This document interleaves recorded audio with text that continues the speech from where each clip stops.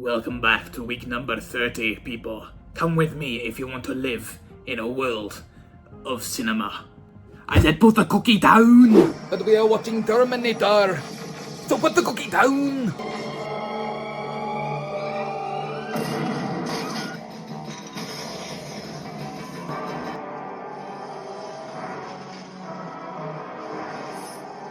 The Terminator.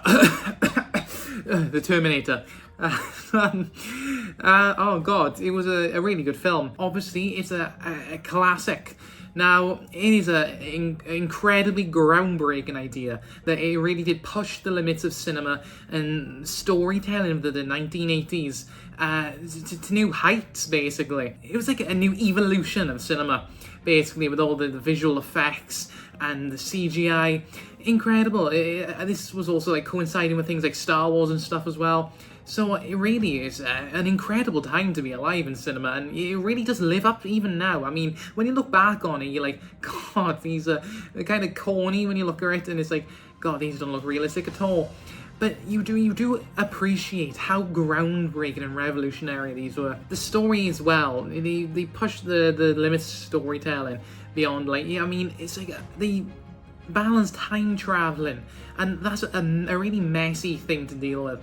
But they really do take that and just, you know, they make it theirs. With the story obviously revolving around Sarah Connor, and the Terminator comes back in time to kill her before she has her son, all future stuff. And it just works really well. And he was an incredibly intelligent. It was such a really cool film. And for that, I'm going to give her an 8 out of 10. Because, again, it's revolutionary for cinema. It's a proper staple. It's a stepping stone in the history of cinema. And without the things like the Terminator, we wouldn't have the level of cinema we have now either. It's Judgment Day upon us. Literally, Terminator Judgment Day. Come with me if you want to live. It's okay, Mom. He's here to help. It's okay.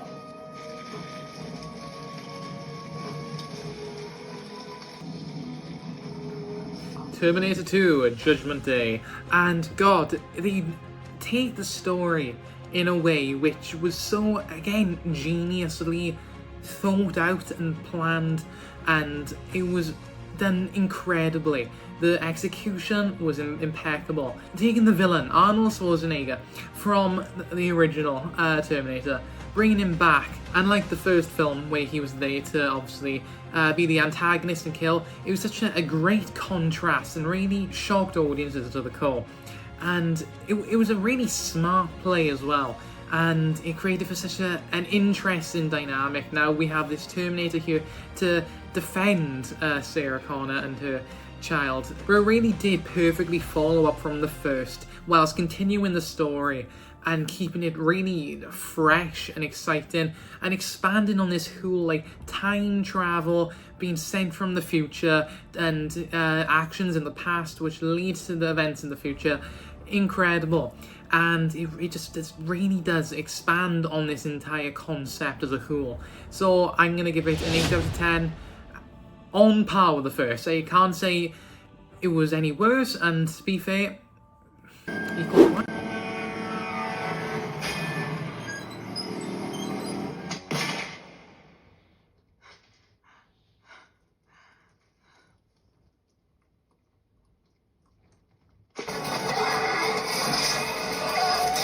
You are terminated. Now, Terminator 3, Rise of the Machines, takes the storytelling and the franchise into the future this time, and we have a great focus on John Connor himself, which is such a nice, obviously, separation between the first two films being Sarah Connor and then Sarah Connor and John Connor, and now we get a proper future John Connor set in this dystopian future where the machines are running rampant, and we get to see these events which will inevitably lead to the events of the first film of someone being sent back to save Sarah, but also the Terminator going back to kill her. And that's what's so great about this franchise, is that with the whole time travel thing. They're so smart with it, and they don't confuse anything, and everything really does come full circle with each little detail, and we get to see the story unfold through the timeline, the chronological order of things, and it's done really well. And it's all, and obviously it's thanks to all these characters and whatnot as well, that they play their roles in the films. It's done really well. I love the focus on John Connor in this one, and obviously his wife and everyone who helps him in the future to fight against the machines. And it does set up this kind of new arc of the franchise. The kind of, we got the past arc and the future arc, and it works great nonetheless. And I'm gonna give it a 7 out of 10. Yep, 7 out of 10. Sounds great.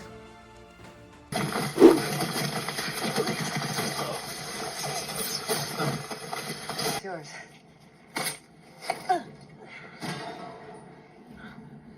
Name's Marcus.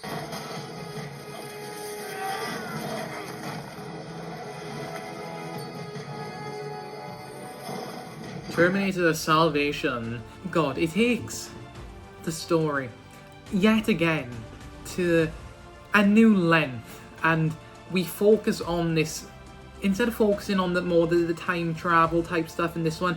We mainly get the great focus. I love the focus on the primary futuristic battle of the war against Skynet, and I love the introduction of Marcus Wright, who is this character who is a cyborg, and in obviously we've all seen cyborgs, but in this Terminator universe, that really does create a moral dilemma, and we get to see where allegiances lie when we oppose with the question, and when you oppose with man versus machine, but obviously he's both. So, you know, morally, which side is he on? And Marcus plays this key role in the film. And within this film as well, we get to see John Connor lead his resistance alongside this whole Marcus arc, and what's done so incredibly well, and what I did really like. But we get to see Kyle Reese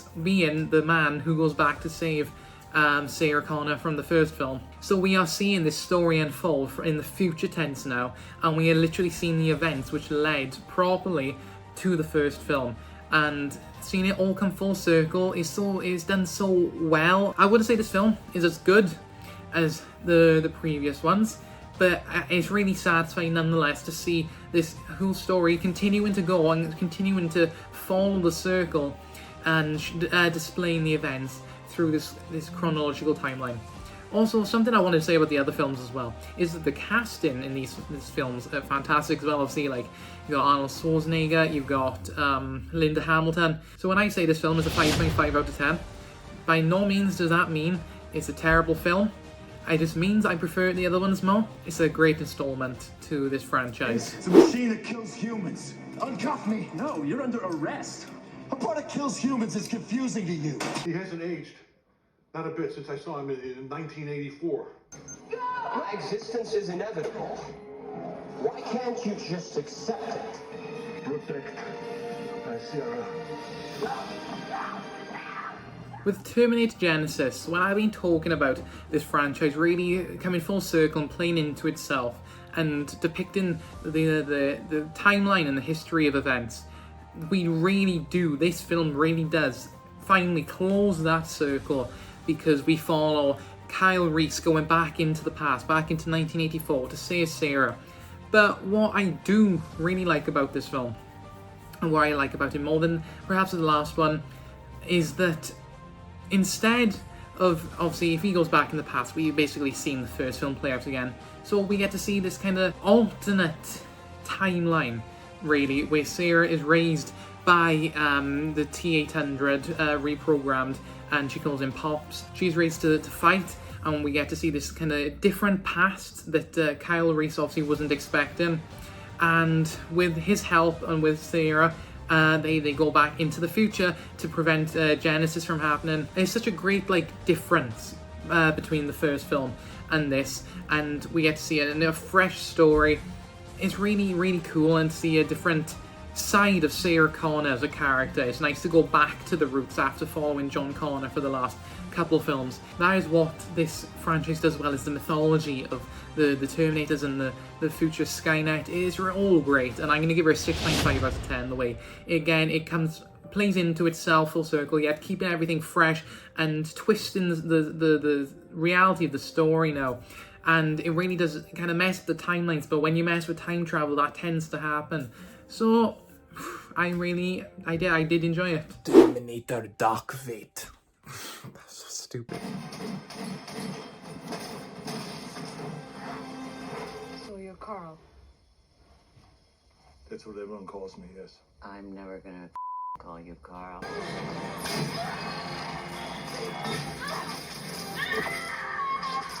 Terminator Dark Fate is kind of like a soft reboot to the story, yet it's still absolutely faithful and still builds off of the other films, and it continues the story at the same time. When I say soft reboot, I mean we get to see this new reality now where we follow new protagonists as well, which kind of is like a breath of fresh air for the story, and it all ties in to what has been. And however, the hero of the story is Sarah Connor, who comes in to protect these new protagonists. And this is typical with especially with older franchises going into a new era where they introduce these new characters but keep the legacy characters as well. And I love that type of thing. And the fact that Terminator Dark Fate has this new cast for this new kind of era of the Terminator franchise, and still has the legacy Sarah Connor, and later on we see like Arnold Schwarzenegger back as T-800, but is like the more pops version. It's done really well, and this new fresh story was incredible as well to see. And again, it was a really nice, refreshing breath of fresh air, and I love this new take on the story and new direction it's going. And I would really like, as of now, this is the last one, but I would like to see a continuation on with this new kind of era of the franchise, and I'm going to give it a 7.5 out of 10 for that, because it was really refreshing to watch. I'm not gonna play this off like you haven't seen the thumbnail. We're watching RoboCop. Shit. Any special message for all the kids watching at home? Stay out of trouble. Obviously, with no more Terminators, I kind of needed to fill the spot, so I went with RoboCop being a decent film. Now, I'm gonna come off the bat and say not my favourite, especially coming off the back of Terminators, but it was an interesting concept, and the take was relatively decent. I did like the moral dilemma and the questioning of the film. How we have this former cop who was killed in duty. Is that what you say? Killed in duty? Or was that soldiers? I don't know. I guess it's the same thing, kind of.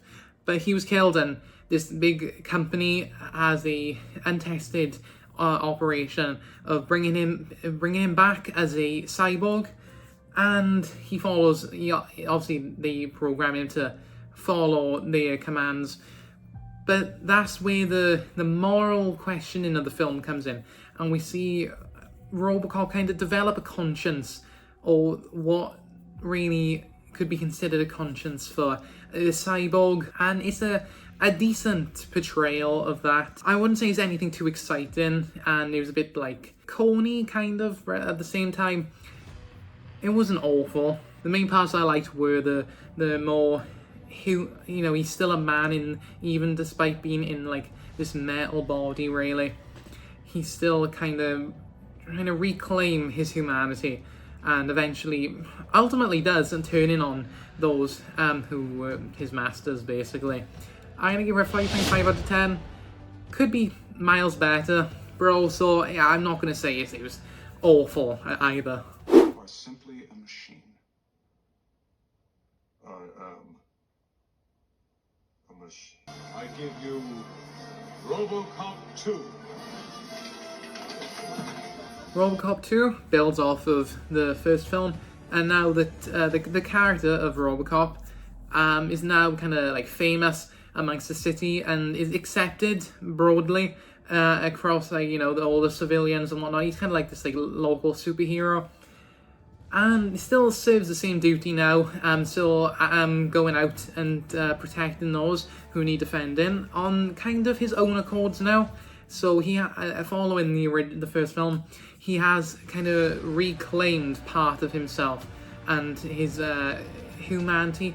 Yet this film still does delve into his humanity, and he's still longing and searching for a part of him that is ultimately lost between his old self and this cyborg variant of him. But it's cool to see this new threat face up against RoboCop, and I would say the cliffhanger was like, whoa, you know?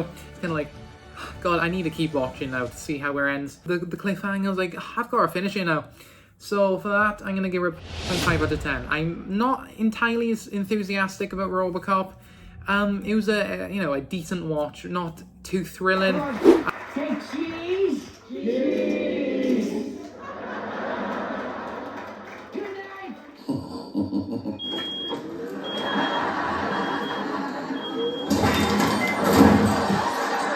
You're ugly, baby. When I was born, the doctor slapped me mother. I know you're out there, I can hear you breathing. What's he doing? I think he's having a wank.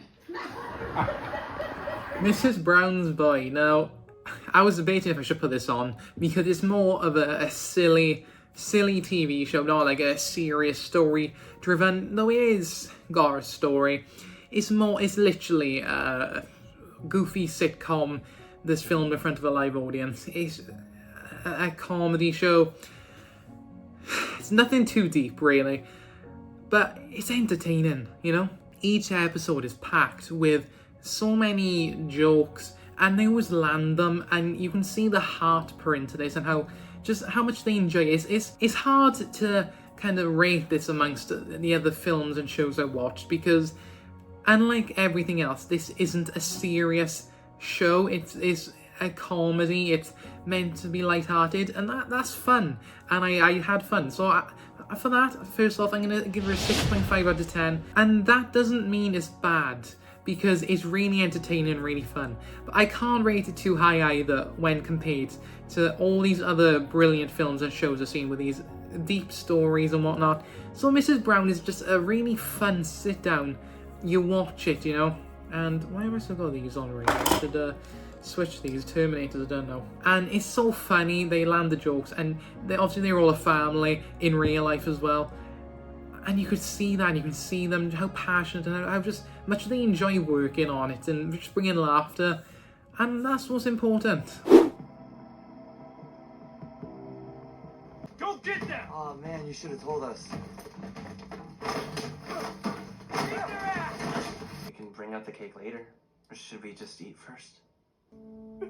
So, How real am I to face you hollow? so...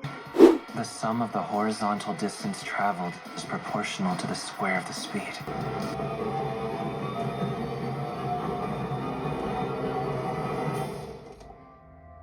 You been all right?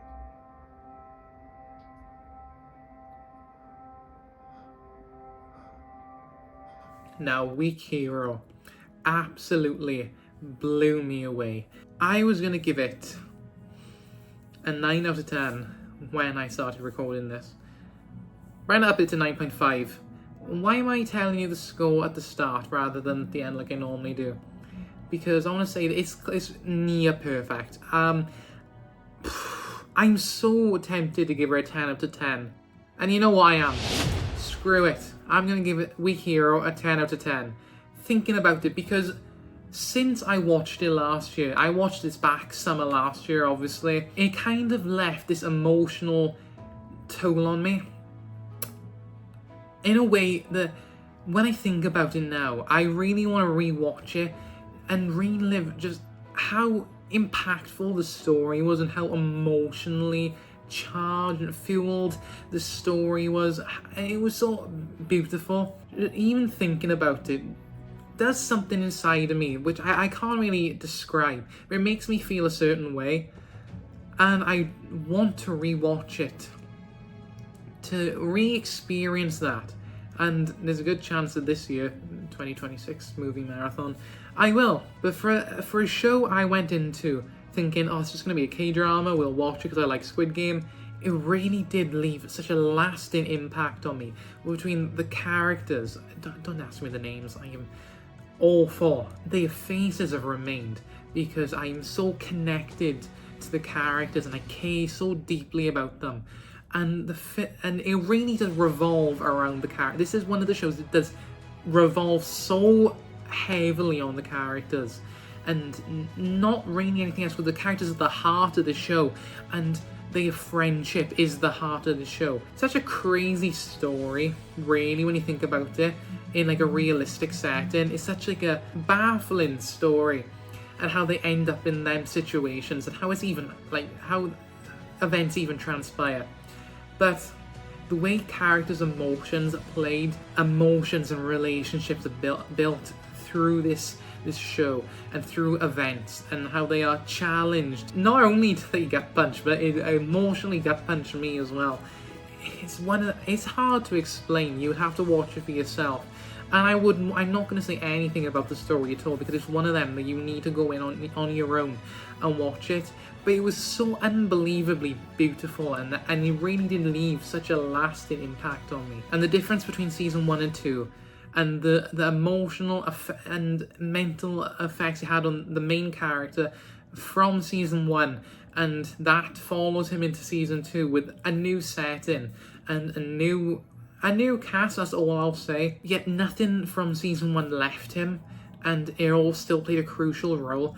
It was so, and I keep repeating it, but emotional, and it was so powerful that I'm just like really getting like, I don't know, hyped now thinking about it, but also I'm getting really emotional thinking about it.